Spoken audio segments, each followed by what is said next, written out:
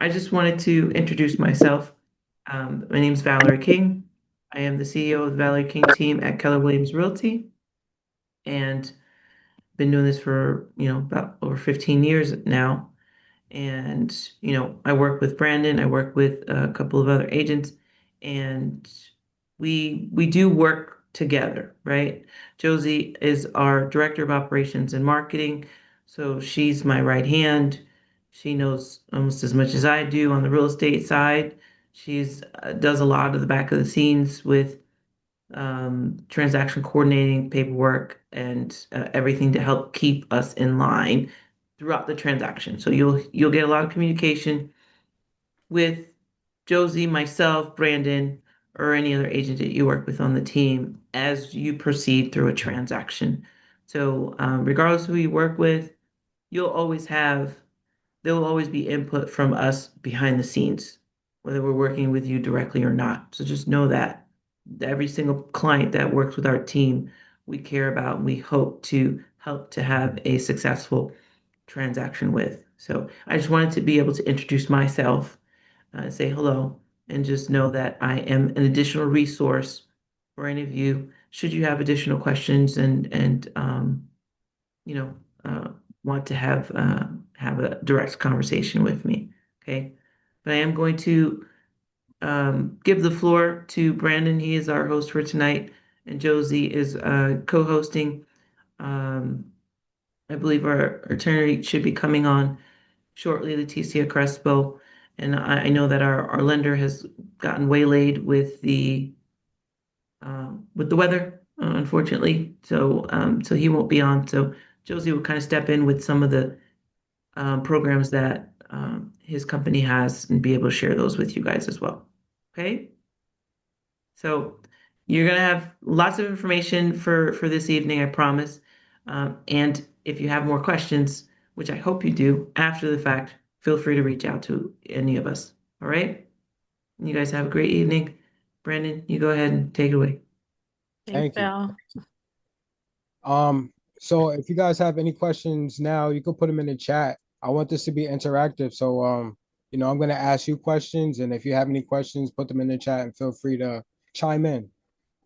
Okay. So how's everybody feeling today? Let's get some energy going at least. How's everybody feeling? Tired. Tired. Cynthia, we gotta wake up a little bit. We gotta That's get a fair. bunch of knowledge right now. It's gonna be an overload. No, not overload, just good information, good and No, steady. it's not gonna be an overload. That's what I don't want to do. Shay, is that Sade? Okay. She might not be able to unmute. Yeah. Okay. Well, like I said, if Well, you make have sure to any introduce questions, yourself yeah, since it's recorded. So for the other people who hop on and watch the recording. yep. So if anybody has any questions, go ahead and put them in the chat, and also put in the chat what you're looking to learn in the seminar. Okay. Um, so first off, I'm gonna start by introducing myself. I'm Brandon Moore. I'm a real estate agent on behalf of the Valerie King team. Um, I'm eager and I'm enthusiastic. Um, I was born in Stratford. I lived in Fairfield County my whole life. I played sports. I'm a musician. I'm a father, and I'm an aspiring husband. I graduated from Bullet Havens Tech, where I became an electrician for a few years, which eventually motivated me to jump into real estate. Real estate has opened doors to opportunities that I've never imagined. I'm beyond grateful to be in this industry. I'm determined to pour my enthusiasm into my circle. Today's seminar is an opportunity for me to inspire, motivate, and educate. So, my first question to you guys is: are you ready to turn the American dream into reality?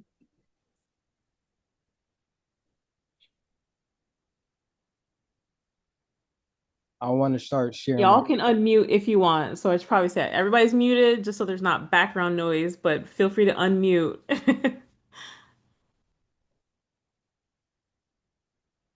Are you And seeing then my screen? what did you say, Brandon? I want to share my screen. Are you seeing it or not yet? No, not yet. Oh, No. And we did have Cynthia put in the chat. She's already someone working with our team. Hey, Cynthia. She's just here to get some more information. So Valerie mentioned it. So our lender, Robert Graybill, he got trapped in Florida since the beginning of the week. I think he was there for spring break last week or winter break with his kids. And then, of course, they rebooked his flight for tonight. So he is currently at the airport traveling back to Connecticut with his family, but he sent me some information that I'll be able to share on his behalf. With that said, I am not a licensed loan officer, right? Neither is Brandon. So there are certain things we just wouldn't have the answers for you guys, but I do have some information about some of the rates, some of the loan programs, so enough to hopefully help give you guys a well-rounded picture. Okay. I think I have to hop off and hop back on to be able to share my screen. Okay, that's fine. If you want to, if something that you want to send me, I can screen share for you as Oh, no, well. I think it's working now. Is it working now? Yes. You see it? Yep. Okay, awesome. You just have to move. There you go. Awesome. Okay. So I want to start out by getting an overview of what's going on in the market so we could see what we're up against. And I could just, basically show you what's going on in the market and how it's looking. So I kind of started looking at things already. Um, where's everybody located? I know Eli, you said you're in Stratford, right? And who else do we have? Bridgeport. You're in Bridgeport. Okay, Yes, he teaches in Stratford. got it. Yeah, so go ahead and put it in the chat because I know not everybody can unmute. Would love to see what part of Connecticut you guys are currently in. I'm also actually live in Stratford, but born and raised in Stamford/Bridgeport, so very familiar with all of Fairfield County. Okay. I'm not in So Connecticut. I'm in the Bronx. you're in the Bronx. Oh, Okay. okay. You're looking to come to Connecticut. Yes. Awesome. Awesome. Okay.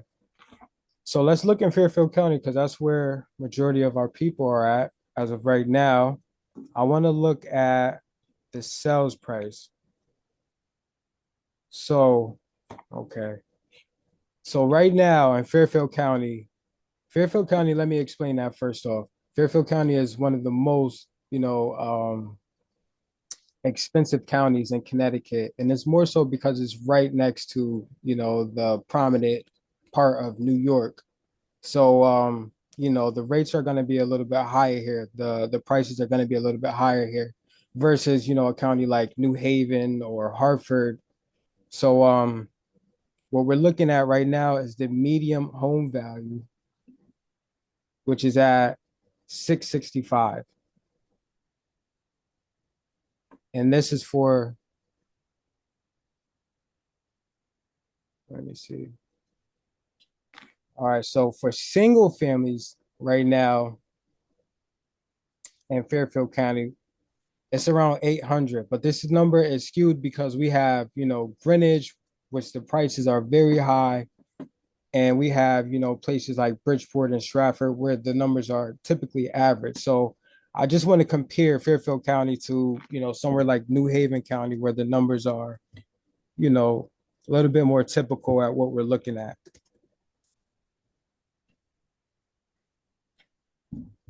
And you can see the major difference here, 420. So it matters where you're looking to buy, the price value, where that's going to be at for you. So I just wanted to show the comparison of that first. And also,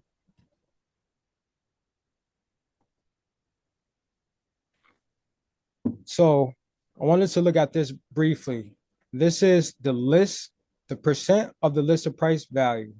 What that means is if the house was listed at 250, what does it sell for? And right here in January of 26, houses are selling for 100% of home value. And what that typically means is we have to be competitive in a market like this right now because, people are making their offers at 100% of the value. We're not really able to go any less and be competitive right now. So that's what that's really showing. And you see it's trending down So it's looking better. And we'll talk a little bit more about that moving forward. But I just want to give a basic overview of the market and what's going on. And if you have any questions, put them in the chat and I'll get to you. The last slide I'm going to show is how many showings does it take to get to a contract? And this tells us how competitive the market is right now.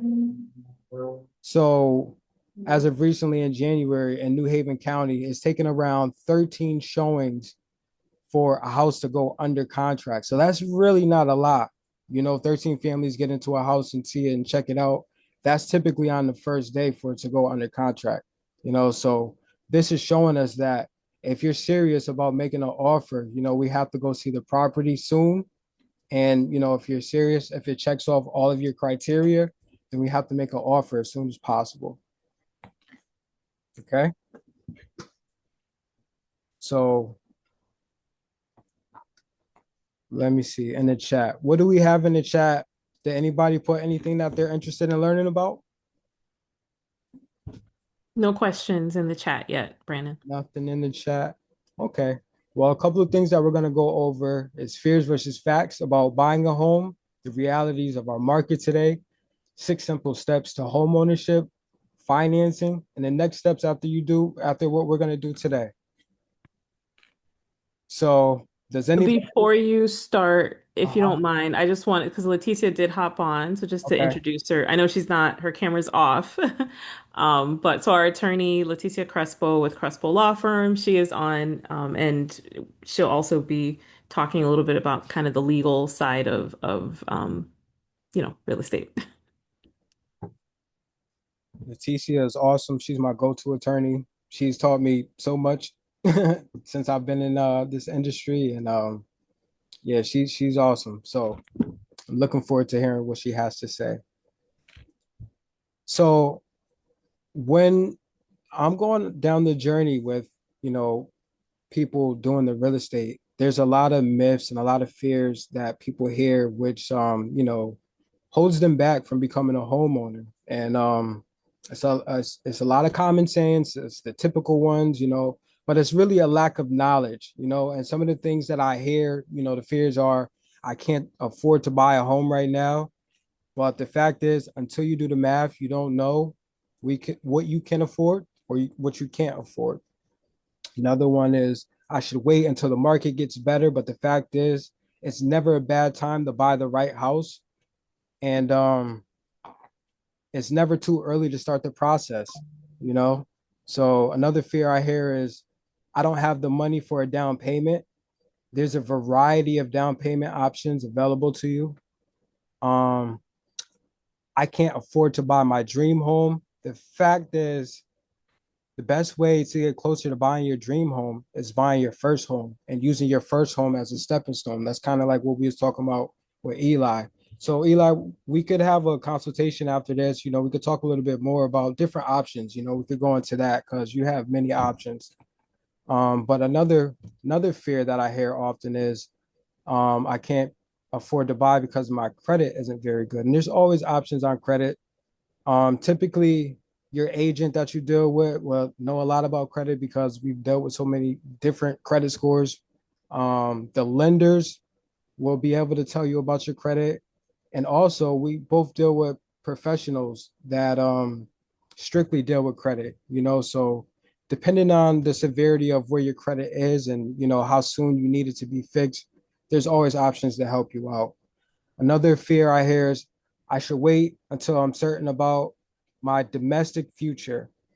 The fact is, you don't have to wait until you're married or you're with your partner to have children to buy a home. And it's best to buy a home when you're financially and mentally ready.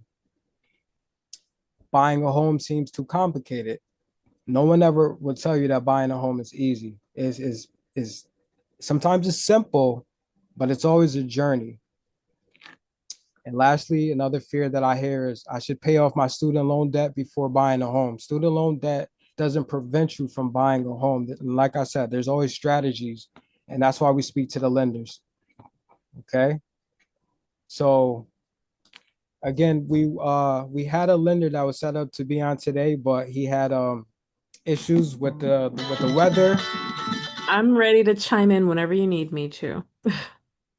Okay, so do you want to talk a little bit about what we have for the Financing? yeah for the finance Sure. right now? Okay. Yep. I'm gonna screen share over you if you don't mind. I have a few different slides and things that he sent me. So first, just so you all see him, so Robert Graybill is one of our team's top lender partners. We've worked with him for years, like literally over 10 years now. And he's with CMG Home Loans. So he's local. He just happens to also be in Florida right now, like I said earlier. He is actually licensed to help in Connecticut, New York, or Florida. So he can help with loan processing, mortgages in any of those areas. And he's a senior loan officer as well as a certified reverse mortgage specialist. And so that's typically more for seniors. If they were looking to do like a reverse mortgage, that's something he is certified, he specializes in as well. So just like us, he loves to do these types of seminars to educate and, especially help first-time home buyers or people maybe, looking to kind of upsize, as we like to say, right size into a new home.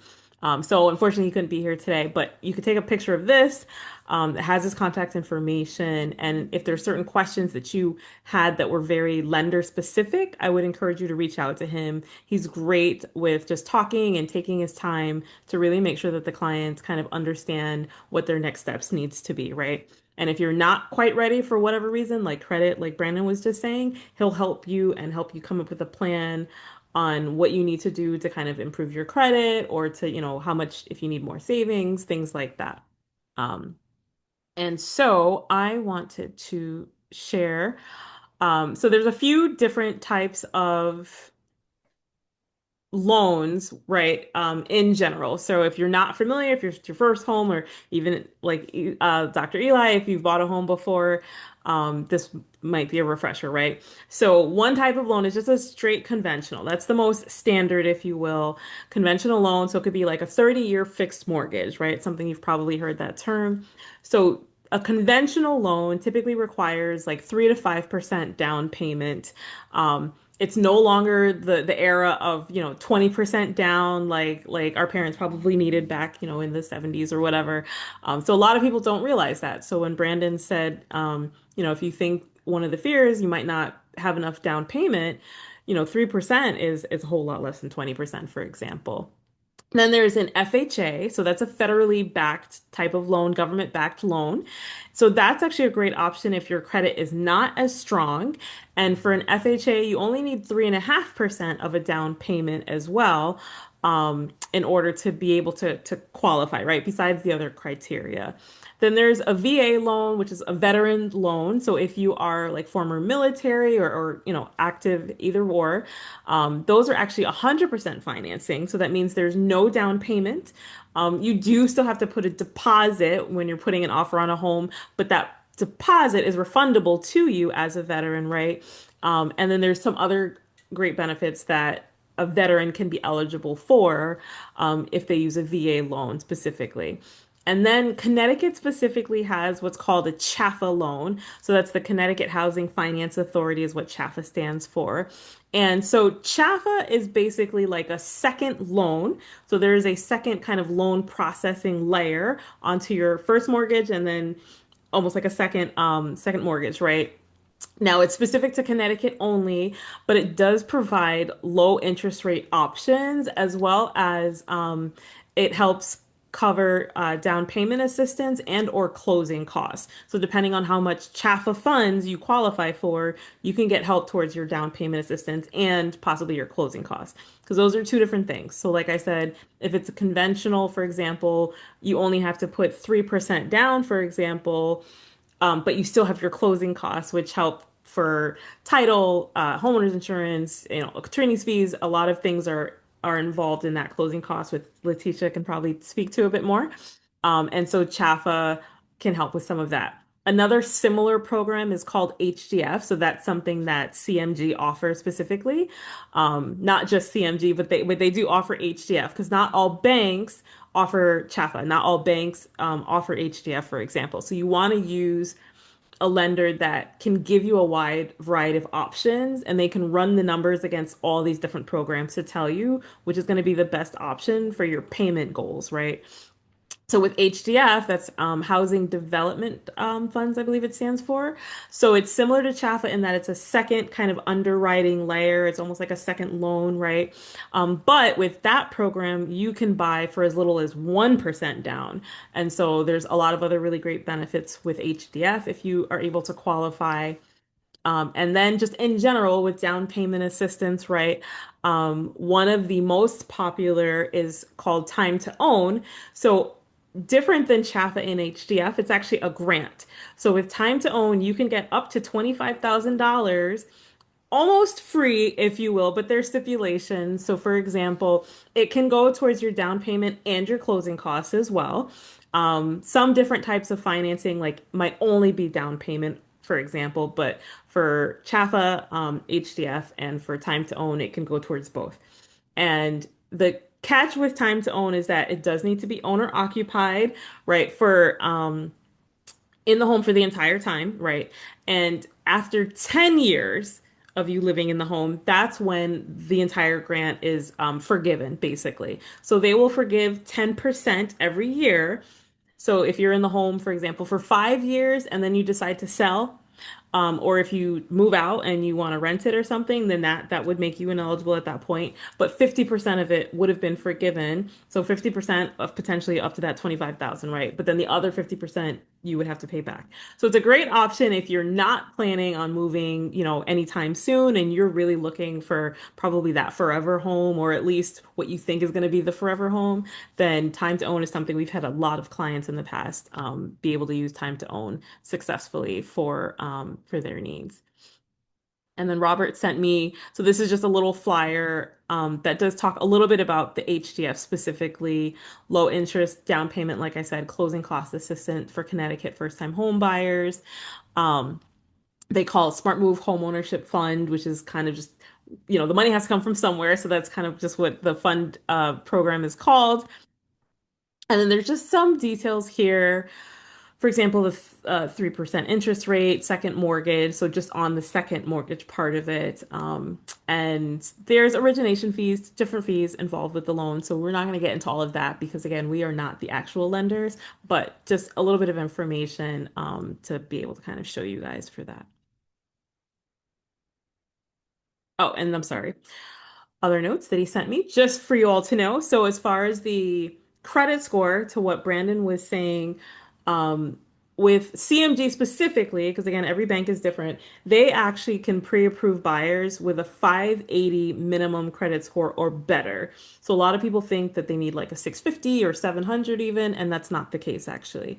So if it's 580 or better, then you potentially can get pre-approved based on, all of the other criteria of your loan application. And then as far as some of the interest rates right now, so we talked about conventional, I mean, essentially what I think your slide said, a lot of their rates are between that 5 to 6%. So conventional is 5.875, for example. That CHFA, FHA, because it's federally backed, those tend to be a little bit lower, like I said. So it's actually 5.5%, which is like really low actually, because a lot of the other lenders that we've talked to recently, like they're up at the 6.5% or more still for what their kind of conventional and FHA rates are. So 5.5% for a CHFA FHA is a really great deal. And then just a straight normal FHA is 5.75%. And so there's some really good flexibility in there. Just understand that the higher the interest rate, the less your buying power tends to be. And so being able to work with a lender that can offer you a more competitive rate actually helps put more money, in a sense, not back in your pocket, but gives you a higher balance, if you will, of what your payment is able to be for your loan. Any questions? Throwing some loan facts out there. Josie, Yes, sir. I don't think you know how good you are. You're doing this like a pro. I mean, I mean, you do know I you teach, have a, not this, but thank you. I do I mean, teach my and, God, you did a great coach. job. That was Thank awesome. you. That was Yes, tell awesome. Robert I represented him well. did. You did. You might take his position for next one. Thanks. You could pull your slide back up or mosey on over to the next piece.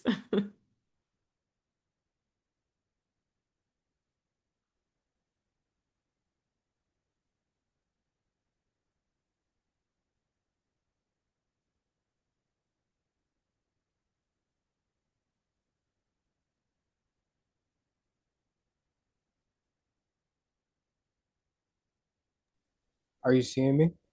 Seeing your info sparks, so the MLS, Okay. but not your slideshow that you had Gotcha. up.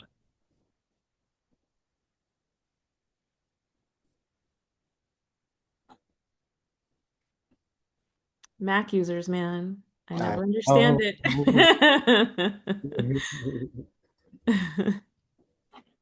So I'm a Windows girl. All right. So just to harp on the rates a little bit more, um, this is why we should buy a house now because, like she was saying, the rates are at a remarkable rate right now. 5% is, like she was saying, is less than what we're hearing typically right now, but they're in the 5 to 6% range right now. And the long-term investment grows, equity buildup, value appreciation, and debt pay down. So when you buy your house and you start to pay into it, you're paying for your equity. And that is kind of like a forced savings account versus just paying rent to pay somebody else's mortgage. And the houses appreciate during time, meaning that they're going to go up in value regardless of whatever happens, as long as you maintain the house and you keep up with it. But houses typically go up over time, and that's typically 4% for the real estate market that they appreciate year over year, unless it's a time like COVID and the houses went up appreciation 20%, which is unheard of. But the people who bought during that time, they're doing well. Majority of them, if they bought correctly. A lot of them didn't buy correctly, so I won't say everybody. But the debt pay down. So like I was saying earlier, when you're paying into your house and you're paying on that equity, you're paying down your debt. So that's a long term. And the pride of the home ownership is the stability because you know exactly how much your payments are going to be every month. The sense of community, freedom to customize your own house, you get tax benefits, and you're building wealth in a whole, all in all, of the situation. Here's a quick overview of owning versus renting. And this is an older slide, so a lot of people aren't paying $1,200 a month anymore. But you purchase a home for 250,000, you pay 1,200 a month towards your mortgage. Over 30 years, you paid 435 grand, and that was for a reason. That's paying into your future, and that is your saved savings account, your forced savings account. You own an asset after that versus renting where you're paying 1,200 a month towards your landlord's mortgage, and over 30 years you just paid them $432,000, and unfortunately you own nothing, assuming the rent never goes up. Right. So there's a few reasons why you should hold off on buying in certain scenarios where it might make sense for you to wait a little bit, and that's if you're changing your job, you're going with a new company or something, then you might want to hold off a little bit. If your credit score isn't where you need it to be, but like Josie just said, the CMG goes as low as a 580, but if you have a low credit score, that means that your rates are going to be higher. So the lower your credit score, the more you're going to be paying. So it's wise that you prepare yourself ahead of time, to get that score at a good rate. But just speak to the professionals and, put yourself in position. And if you don't have the money for down payment, you might want to hold off for a little bit and start saving up. Again, prepare yourself ahead of time. If the housing market is too expensive and it's, the type of house that you need is too expensive for you and you don't have the funds for it, and if you buy at this moment, it would make you house poor. It might not be the best time for you to buy. You might want to hold off until you can get a better job or things change for your whole situation. And another reason why, it might be wise for you to hold off a little bit is short-term ownership. If you're not planning on staying in a property to 3 to 5 years, then it's hard for you to build up equity for the resale of that house. So it might cost you more money in selling it than you'll make off of it because there's no appreciation there. Hmm. Six, Can I add something? please do. I was just gonna say, so I want to just kind of emphasize that. So while we're saying like you can get down payment assistance, closing cost assistance, but there's still funds, right? So to his one of his reasons, like if you might not have enough money saved, like you still have to pay for a home inspection. You still have to pay for an appraisal. You still have to put some amount of money down, even with the veteran where it's going to get refunded, but up front you still have to put a deposit, right? So you do need to have a little bit of funds saved. So we never want people to think that they can come to the table with $0 because there are some out-of-pocket funds. But ideally, depending on which loan program and everything, our goal is to try to help you find the minimum out-of-pocket option for you. Right. I agree. So, um, just a quick overview of 6 easy steps to home ownership. If I'm just doing it very quick, the first thing that we're going to do is you hire your agent. And the first two are interchangeable, honestly, because you don't have to hire your agent before you get your pre-approval. If you get your financing, we're going to be super happy if you come to us already prepared. You know that we're going to know that somebody's coming to the table who's serious about what they want to do. But the third step is you find your home. So the process of finding your home is we have a consultation. I figure out your wants and your needs, and then I'll send you some homes via email, and I'll look into some homes off of your criteria, and then we find those homes that you're interested in that marks off all of your criteria. Then I make an offer and I negotiate on your behalf and make sure we get the best terms and the best price. I'm gonna look out for you on and the fifth step is you get a home inspection. And if there's anything that comes up in your home inspection, I get to negotiate on your behalf on that. And if there's anything like, an old water boiler or anything that comes up in a home inspection that we didn't see when we were looking at the house, then we might be able to get a credit or just do some type of negotiation to make it better on your terms, right? And the sixth thing is you close and you become a homeowner. And that's when you throw a party at your house. But I want to go over those steps a little bit more in depth. So, the first step when I become your agent, the things you can expect from me as your buyer's agent is I'm here to educate you about the market. Like what we started out with, I showed you some of the data just so you know what you're up against. And I'm going to do that throughout the whole process, just to show you, like what we have to compete against and the best strategies for us to move forward. I'm just going to educate you throughout the whole process. Also, like I said, we're going to have a buyer's consultation, and that's where I get to analyze your wants and your needs, and we can figure out exactly what you need to meet your criteria. And from there, I'll steer you to homes that fit your criteria, so we're not wasting each other's time, because I don't want to take you to houses that we've seen on the internet and it's everything that you love, but it's not really meeting the criteria that we spoke about in our consultation.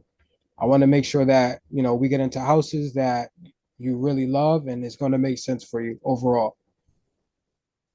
I'm going to coordinate the work of the professional. So I'm going to orchestrate a team of all the people who could put you in the best position when it's the lender, if you need help with your credit, and the lender, maybe you need some more help. I might have to link you with a credit professional.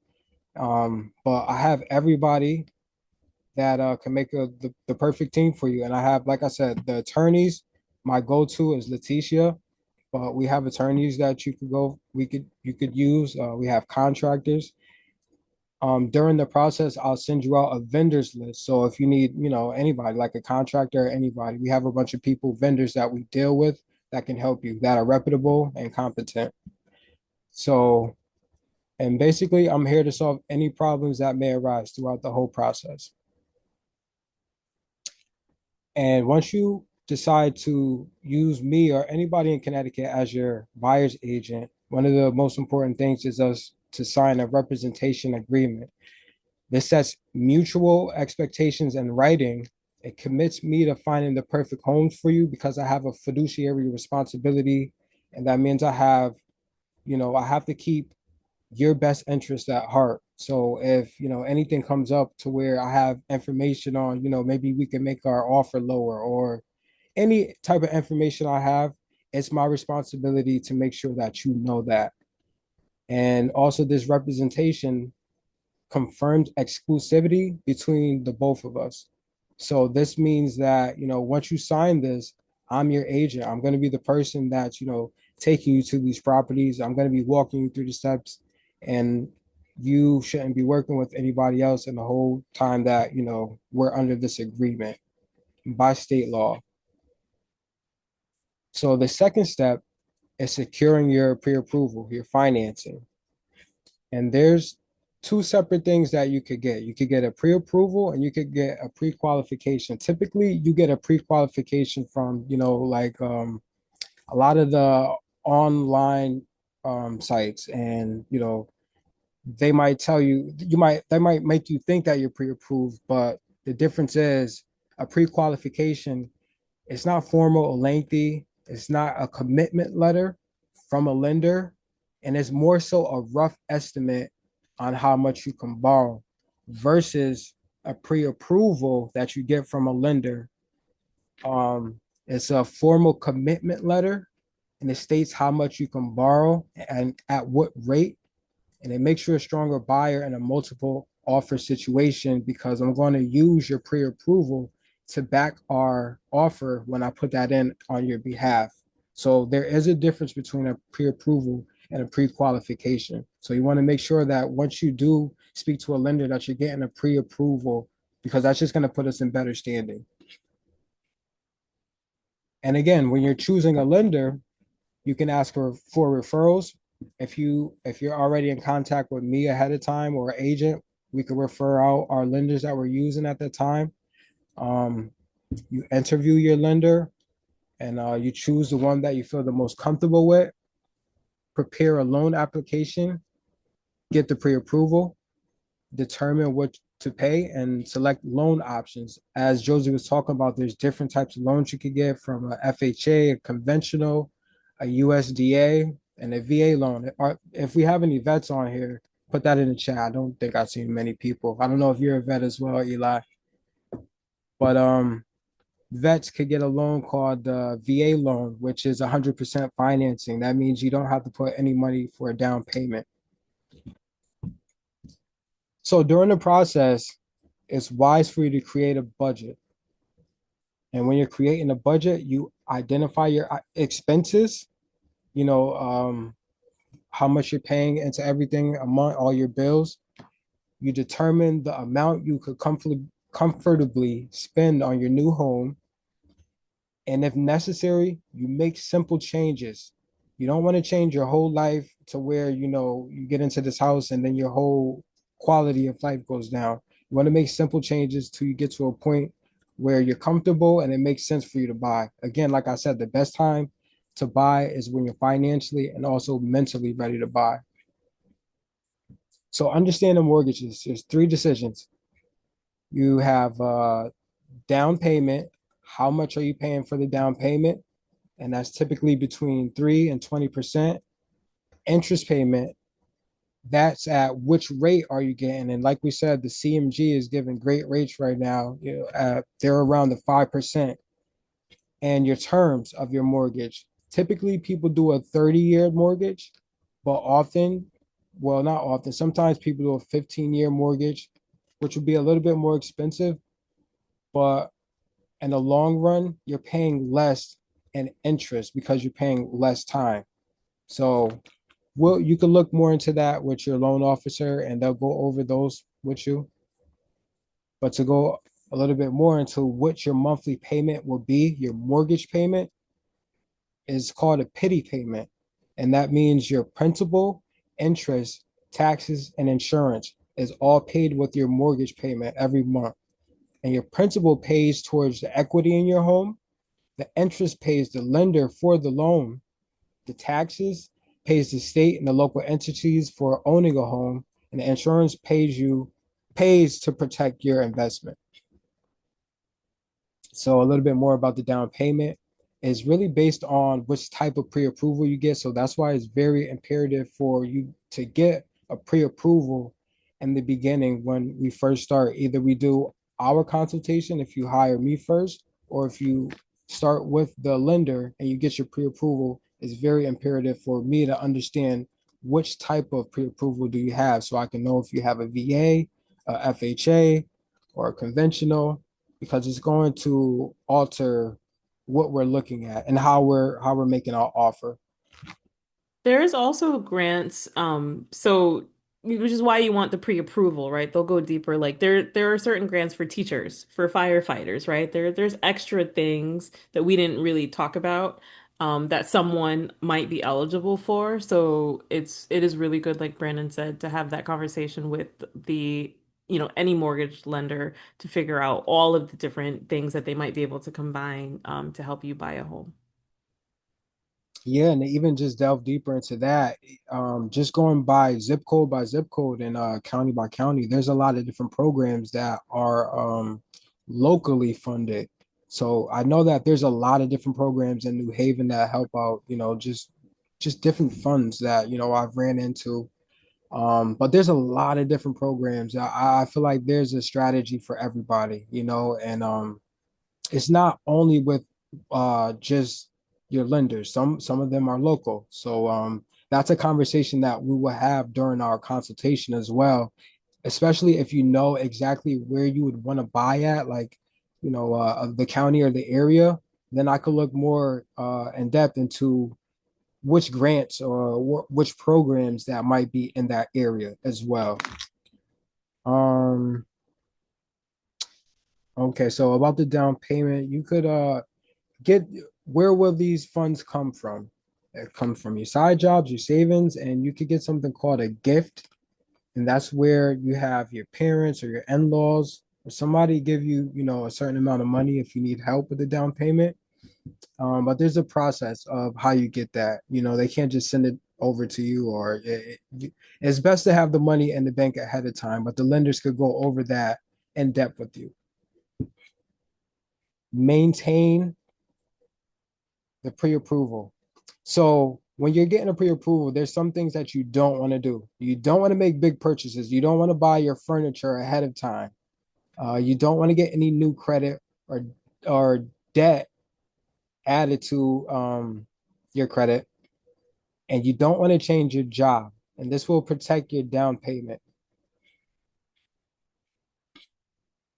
And when we're into the stage of finding your home, the things that we want to look for is define what you're looking for, your needs versus your wants. Learn about the market, which I'm going to teach you about, and refine your search so we can find something that really makes sense for you. So has anybody been looking for houses? Help me out with that, Josie. Is anybody saying anything in the chat? No, no, I'm not in the chat yet. Yeah, Cynthia said she started. So even if like I'm not looking to move, but I do like to keep a pulse on the market. One of these days I'm gonna get my waterfront, right? So I have a listing alert, we call it, so that I could see when new waterfront properties come on. So that's something that you guys can always do, right? We can set you up on our website if you're not already on the Valerie King Team website. So you can get property alerts and there's no obligation, there's no attachment, just to kind of see what's popping up, for sale in different neighborhoods and things like that. Yep. Okay, so when we're out looking for properties, this is what, I typically would tell, my clients that you should be looking for: the layout, the space, the location to work and to schools, and the features and the amenities. So these are all going to be things that we go over during our consultation. So, these are things that I just want you to, keep an eye out for when you're looking into the properties that I'm sending you via email and when we're going out and we're seeing them. And a few things that I'll be looking for is how the home compares in terms of size, layout, and value to other homes. So I'll be doing something called a comparative market analysis, a CMA for you. Once we find homes that you really want to make an offer on, and I'm going to be looking into what's the best price that we should, offer on that property. So I'll look into the other homes that have sold recently, and I'll make sure that we're making a decent offer before we just put any number in. Um, Another thing that I'm going to be looking for when we're seeing these houses is the potential resale value, because that's one of the most important things. A lot of people stay in a home for 7 to 10 years and then they move into the forever home, or they just move for whichever reason. So you always want to think about the potential resale value when you're buying a house. And one of the most, the simplest things that I tell people about the resale value is, if it's possible, if it makes sense for you when you're buying, it's good to buy in an area with good school zones. And that's just one tip that I tell people about the resale value, because a lot of people are always looking for houses. And when they have kids, the schools are very important. So that's one simple thing. But, I'm also looking for big ticket items such as a roof, HVAC, maintenance, or structural concerns that might be an issue for you. It'll come up more in the inspection, but I'm looking for that ahead of time, because I don't want you to make an offer on a house that, has big ticket issues and maybe you didn't see it. So, with my knowledge, I'm going to also tell you about the house, what I know and what I could see. But again, we always get an inspection after we get the offer accepted. And the inspector is going to be a professional to come through the house and tell us everything about the house. So that's another thing that I'll be looking for, big ticket items. Okay, so I want to go over some pros and cons when you're looking at different types of houses. A lot of times, certain price range puts us into looking for a condo, or we have to look for a single family house. So some pros and cons about condos or townhomes is, pros are it's lower cost per square foot, no yard work or home maintenance because you have the HOAs. And a lot of them have amenities such as swimming pools and playgrounds, and there's a good community that you could build your family around. A lot of the cons are there's shared ownership. There's ownership space inside the building, so you're sharing a lot of space with other people. The homeowner fees and shared maintenance costs is managed by a board of directors, and it's governed by rules around pets, vehicles, and noise. So you just don't get the same freedom that you would get when you buy a single family home versus when you buy a condo or a townhome. And if you're thinking of new construction, what could be a good option for a lot of people if you could afford it, because they're typically a little bit more expensive. But the pros about new construction is it's new, right? And you get warranties. You can pick your lot, features, designs, especially if the house isn't done yet and you're help designing it, that you could make it your dream home, right? You can lock it in price, and you get good deals when you're working with good builders. There's a lot of cons to it. Uh, some of the features add to the price, so it could be a very expensive process. The features the future of the neighborhood is uncertain, especially when it's a community that's being built. It's outlying area you're uncertain of. Um, no nearby amenities just yet, especially if it's a community again. And there's no firm closing date because we don't know how long things are going to take. And a lot of times, new construction deals, you just don't know what's going to happen. It's not always a bad thing, but sometimes they're just long and drawn out. So the fourth step is we make an offer and I negotiate on your behalf. So when we make an offer, we're gonna look into the terms of the price, right? Offer must reflect true market value of the home. And again, that's like the CMA that I was talking about earlier. I'm gonna look into what's on the market. I'm gonna make sure that we're making a good offer on that property. Um, you have terms on your offer. There's 6 basic categories: address, timing, when we're going to close and whatnot. and the financial considerations as far as, are you going to do FHA? Are you going to do USDA? Or, so those are the terms. And the contingencies on an offer are the most important things in my eyes, because the contingencies offered, the contingencies often are referred as conditions that allow you to opt out of a deal if the home has any problems. So the contingencies are basically a way for us to, back out if we really need to, with you being able to get your deposit back. So again, the contingencies, as long as you're in the dates of the contingencies, that's when you're able to get your deposit back. But we'll speak a little bit more about that. So step 5 is the inspection and repairs.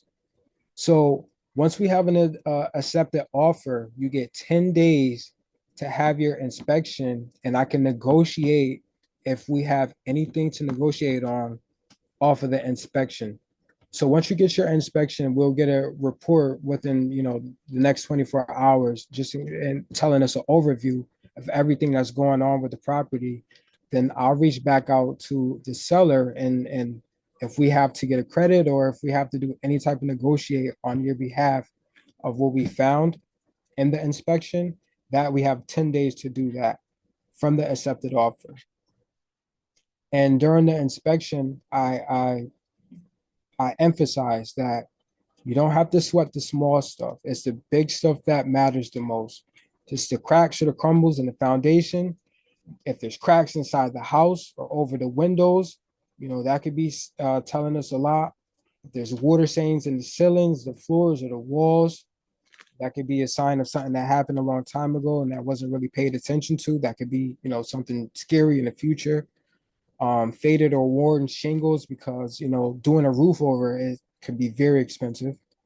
If there's plumbing or electrical problems, and then if there's mold or termites, those are the biggest ticket issues. And if we see any of those might be reasons why I ask for a big credit, or, we might have to talk about how much do you really love that home. Wait before you go to step 6. So missing, if you not missing, but it's kind of hidden in between the steps, is the attorney, right? So I think this is a great point. Before we get to the closing table, you can't get to the closing table without your attorney. So in Connecticut, when the offer is accepted, it's very specific to Connecticut. Some states are an attorney state, some states only have like title companies, right? So Connecticut is an attorney state, meaning they're the ones that help you get to the closing table. And there is part of the contract review process when you're putting in those offers is that your attorney gets to review that to make sure that the contract terms look good, right? But then after the inspection, typically, sometimes after the appraisal, we also need a title search. And you want to make sure that you have clean title, that there's no like hidden liens and things like that. And so if Leticia is available, then this would be a perfect time for her to kind of dive into some of that. Because like I said, you can't get Yeah. to the closing table without Leticia. Hi, everybody. I'm definitely available. There you are. So how are you? So basically, I've been listening things for the invite and the great information that we've gotten from Brandon. So basically what we usually do is we basically do a title search, a municipal search, during the process of your transaction. We usually do that after you have received your appraisal from the bank and that comes in at value, so that we make sure that there's no issues like mortgages, liens, or anything that's going to be a defect in your title and compromise it. So that's one of the important things that we do. And we also provide this title work based on the title search to the bank. And that's something that they ask for from us, and that's what we provide them. So it's a really critical part of the transaction. You'll see it on your conditions, but you won't understand it because it's something that we would be the ones that would be taking care of that for you. So that's Yep. pretty much the importance of what the title search does. But in terms of like I mean, I know that I've been listening to like the sequencing of everything. I would just say that it's important for you to make sure that you solicit different attorneys, reach out to different folks, do some price comparisons, ask for a fee agreement to make sure that you know what your all-in costs are going to be with your attorney, and determine their accessibility, any of the questions that you have, because you're going to have a lot of questions. This is a lot of information to digest. We've all been doing this for a very long time, so we understand this. We can do this blindfolded and memorized, but unfortunately, we need to guide you. So you need to have your go-to people, the team that you'll be assembling with your realtor, your loan officer, your insurance agent, your attorney, your home inspector. All of us will work together in collaboration to make sure we can get you to the closing table. And it's important for you to basically have tried to find out who you're going to be working with as early as possible. Getting the information won't cost you anything. So just making sure that you have everyone that you're going to work with lined up. And that's what we're here to do.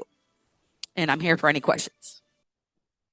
I have a question. Would you mind explaining like some of the different types of closing costs? 'Cause I know I touched on that. So like I know title, and obviously the attorney themselves has a fee, but some of the other stuff that's lumped into the closing cost breakdown. Absolutely, absolutely. So when you think about when you're purchasing a home, you're going to be having not only the purchase price of the home. So if we keep that number, just to keep it nice and round, a nice $100,000. Let's just, obviously that's, I don't even know where that would exist anywhere in Connecticut right now, but other than probably a co-op. But let's just say that we're working with $100,000. As part of your closing costs, you have to be prepared for what it's going to cost, from not only just different fees that your attorney is going to charge, which is your attorney fee. We also have your title and your municipal search fee. That's going to be $360. Some people are about $380 as well. I've seen other attorneys, just because it depends on who the vendor that you use to get this done is going to be. So in addition to that, you also have the your lender fees and costs. So that would be something that you would get broken down from your loan officer. They would let you know what those charges are going to be. So they provide you with a document called a loan estimate that prepares you for what the closing costs are going to come from them. So it could be origination fees, loan processing fees, appraisal fees. Those are typically, I mean, when I see the closing statements, I usually see them come in at about, let's say like $400 to $600. Those are things that you should want to prepare a budget for, expecting that you should have some money set aside, because there are a couple things that you should anticipate prepaying. Sometimes you can get refunds for some of those things, depending on the down payment assistance programs that Josie has discussed in the earlier part of this presentation. So you may be able to get some of those. Basically, so those are fantastic if you can get those programs, because they would help offset some of those costs. Those are not a guarantee, but I like to prepare you for what is some of your worst case scenarios and what to expect in terms of formulating a budget. So like I said, your appraisal, your inspection, your title search, and your municipal search fee is about $360. And sometimes your lender is going to ask you to prepay for your homeowner's insurance. Another fee and cost that you could expect to prepay is going to be your prepaid interest. That's basically the first, let's imagine it's like run up the bill for the 30 days or 31 days of the month. And as you get closer to the end of the month, that amount of closing cost, that specific one, drops per day. So the closer you close to the end of the month, the less that fee and cost becomes. The other item that you should be thinking about is your escrow account. That's a account that the funds get held in advance from the lender in order to fund your homeowner's insurance, taxes, and if you have per chance flood insurance. So it's an account that they establish on your behalf.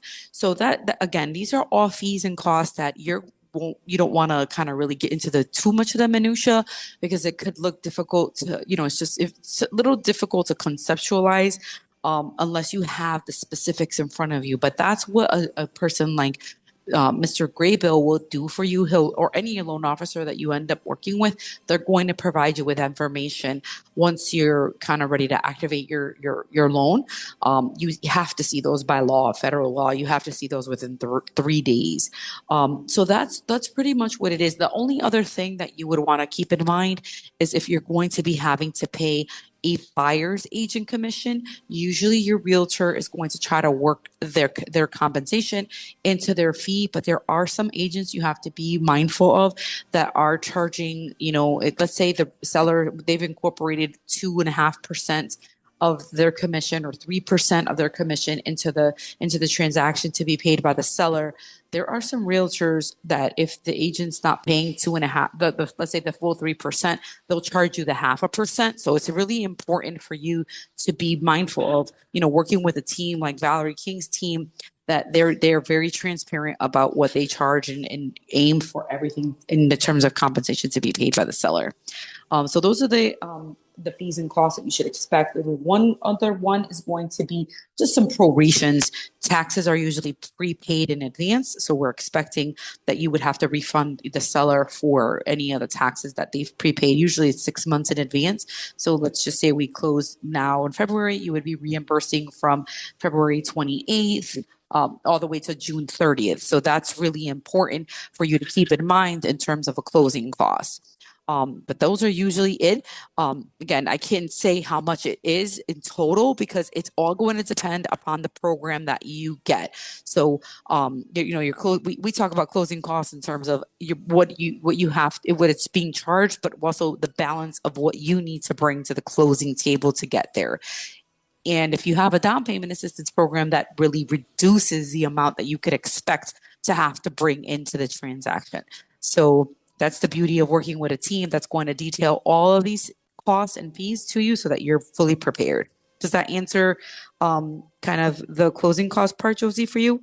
Yeah, you For were everybody? fantastic. Of course. Yeah. Oh, perfect. Yeah. Anything else you think that anybody would want to ask any questions about?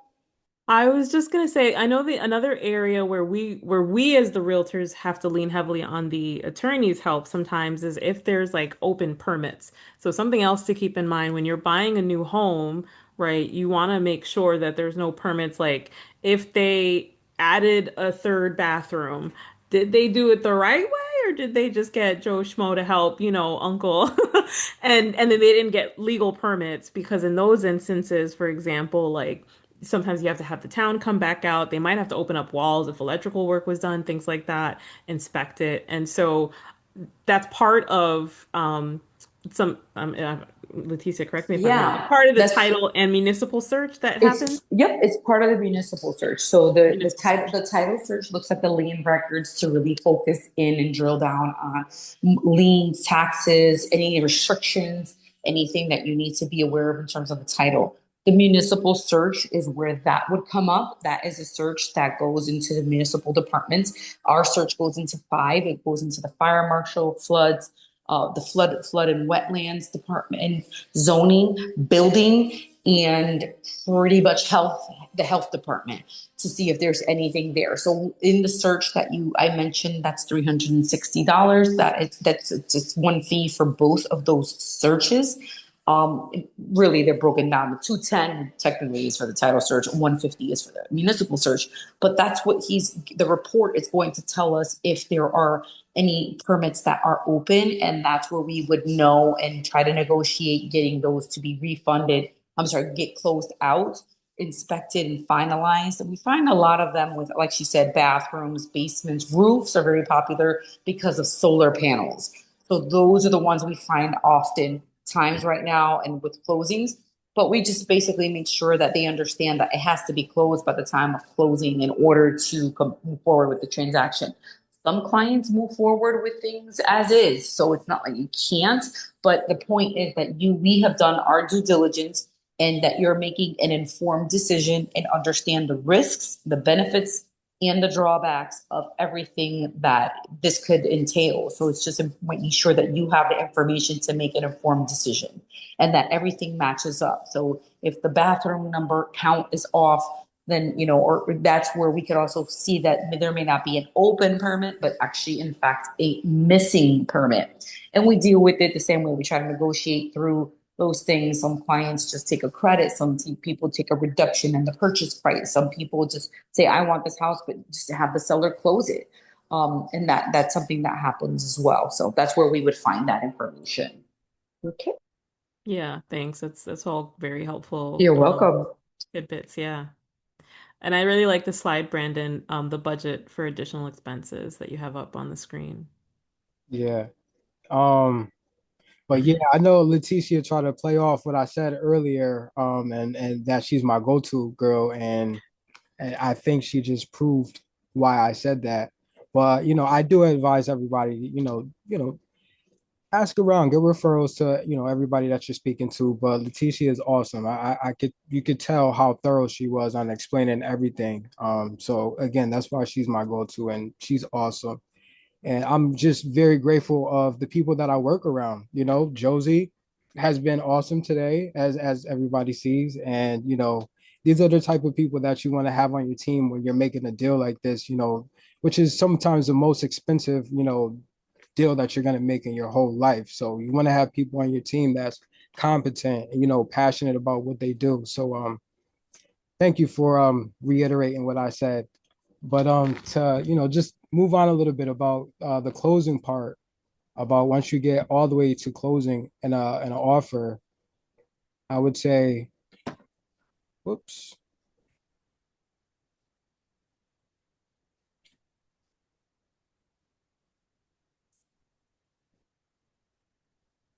We still see it.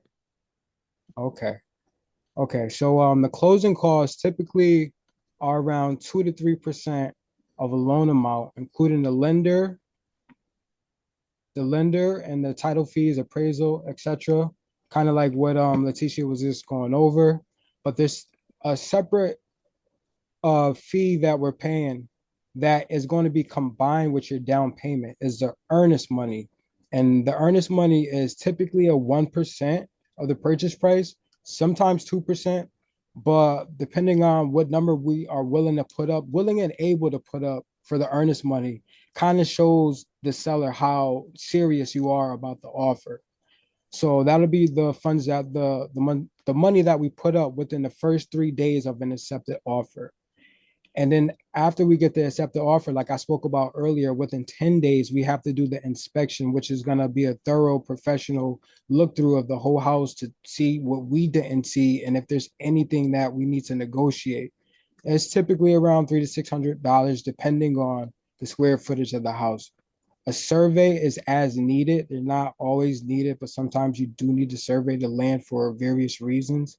You need to save for miscellaneous fees, kind of like what Leticia was talking about as well, just in case you have any programs that you need to pay for, anything prepaid, or Yeah, just even the inspections, I like a single family home that's probably like an not average even square foot, but a lot of like if it's a multifamily, it's going to be more than that. If it's a bigger home, if there's a pool, there's a lot of different factors. So your inspections can get as high, as over $1,000 if you have to add multiple types of inspection, like septic inspection or things like that. So just a little disclaimer there. right, right. No, that's right. I agree. And one of the big things that you're paying for when you are doing your closing costs is one whole full year of homeowners insurance. That's separate from if you need flood insurance, and that's also separate from PMI if you're paying less than 20%. So homeowners insurance, you're paying a whole year up front. So that's kind of where a lot of the money comes from in your closing costs. Um, Reserves for improvements and repairs after the sale, right? So after we go through closing, we do a final walkthrough of the home to make sure everything is still in the shape that we were expecting to get it in and broom swept condition, right? So at closing, the things that we're going to need to bring is your certified funds, what Leticia basically went over already, evidence of insurance, a valid ID. And what we get from the closing when we're at closing is the settlement statements, a transfer of the clean title, from the attorney because it's an attorney state in CT, and the keys to your new home. And lastly, protect your investment. Maintain it. Perform routine maintenance on your home systems depending on the age and style. Keep an eye on it. Watch for signs of leaks, damage, and wear. Fixing small problems early as you can. Save big money later. Keep a file of your receipts for any of your repairs. Keep your pre-approval, all your documents. Try to keep a receipt of everything that you get during this process. And consider a home warranty. Does anybody have any questions so far? Did you get any ahas or anything? This was really good. I still want to go over the process very briefly in another forum. But if anybody has any questions or any ahas, you can put them in the chat. And my commitment to you is to educate you about the market, to analyze your wants and needs, to steer you to the home that fits your criteria so we're not wasting each other's time. Coordinate the work of other professionals like Leticia or any other vendors that you may need. I'm going to negotiate on your behalf to make sure that we're getting the best offer and the best terms and that we get an accepted offer at the end of the day. Because right now there's a lot of bidding wars. So we're going to negotiate in a form that's going to help you win. And I'm here to solve any problems that come up. So here's my number for everybody, 203-526-5371. I'll put it in the chat. But I also just wanted to do a quick overview of the process. We went through the process, but I just want to kind of go over the contingencies really quick. So basically, like I said earlier, these two first ones are interchangeable, whether you select the agent or you get your pre-approval first, right? And that's when you speak to the lender and we figure out how much money that you're going to be able to utilize and which type of terms that you're going to do, which type of loan are you going to get. And we do a buyer's consultation. This is the most important part for me. And this is where I figure out all your wants and needs. And, you know, I start to refine what we're going to be looking for and a time frame for you. And after we do that, the consultation, we select the properties that I'm going to be sending you via email. And I'm also going to be looking for on your behalf. And we'll select some properties to go and view. That's when we start doing the what everybody sees on TV and everybody, you know, goes to the houses and we hope that the first one we see is going to be the best one. But I typically take my clients to a couple houses so they can compare them, you know, and get a feel for them. And I also tell everybody to view the properties that we're very interested in at different times of the day. You know, if you like a property and it's in your criteria, your price range, and we're thinking about making an offer on it, go check it out in the morning time. Go check it out at nighttime. Go see, you know, what type of people are in the area, you know. And if that's the house that we're gonna make an offer on, then I write the offer to purchase that house. And again, I negotiate the terms. I speak to who's selling the house if I can, and I figure out what's their main wants and needs so I can make sure that our offer meets their criteria to the best of our ability. And once we get that accepted offer, again, within 3 days is where our earnest money has to be put up. And within 10 days, we go down to our contingencies where we get the first one, which is the inspection contingency. And in the inspection contingency, we have the 10 days to resolve any issues or, you know, where I negotiate on your behalf to resolve any issues that might come up.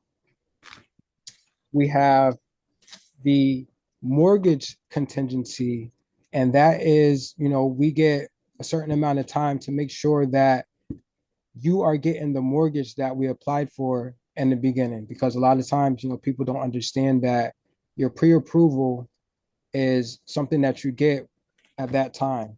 And if it takes you more than 90 days to find a house, not only do we have to get another pre-approval, but that means that we have to still be in the same criteria as far as the credit. You know, you have to still be at the same job and, you know, everything has to be good. So once you get the finance and once we get an accepted offer, you go into something called underwriting. And if underwriting goes well, then you get the funding for the house, right? So we have a certain amount of time to get our mortgage contingency satisfied. And lastly, we have the title search contingency, which Leticia, our attorney, would be conducting for us, where she's going to be removing any encumbrances, or she's going to be doing the title search and finding everything that we need to find on as far as the paperwork behind the property that we're not seeing. The attorney is going to do that. Again, it's a CT, is an attorney state, so we have people like Leticia to handle that for us. And after that, you obtain your funding, you get your clear to close on the property, and you take possession of the home. So that was just a quick overview of the process again. And a couple of things that I just wanted to just harp on before we finish is the upfront cost, again, is typically is going to be the earnest money, the inspection, the appraisal once we're getting the mortgage, and the homeowner's insurance. Those are the biggest upfront costs. And a big thing that I'm hearing when I'm speaking to people is the credit. So typical target range for credit is around 680 to 740. If your credit is good enough to be around the 740, then that just means that you're going to get the best rates and the best programs, period, right? And the 680 is going to bring you into a range where, you're getting a lot of good programs, and you're getting pretty much, a lot of the best rates as well. But like we said earlier, your credit could be as low as a 580 and you still be able to get approved. So those are basically the main things that I wanted to explain, lastly before we log off. Was there any ahas or any questions or anything?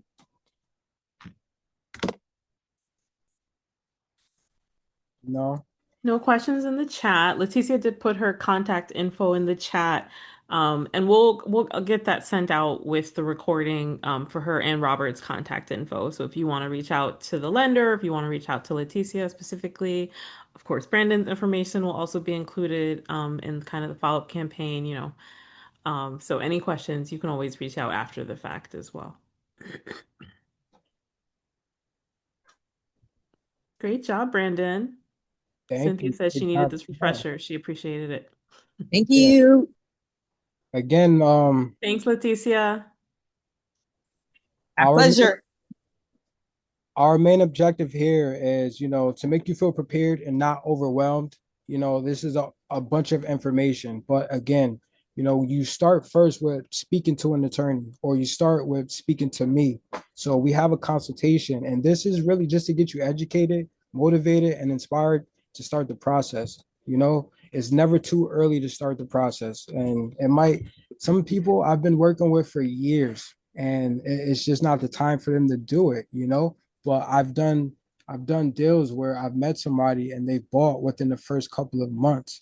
And so I've also created a program called the 90-day home buyers challenge. And I've just been pushing that to encourage people and inspire them, and show them like, hey, if you prepare yourself, you could do this in 90 days and even less, So home buying is just one of the biggest wealth builders that we have right now, and I just love to educate everybody on it. And I love putting people in position to get there to do it, and this is why I'm here doing it. So I hope that I could be an asset to everybody that gets this recording, and I look forward to seeing a lot of you at the closing table. Great job, Brandon.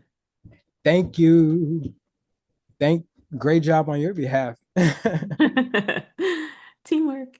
Cynthia, Good night. I hope Thank that we can help you. you out.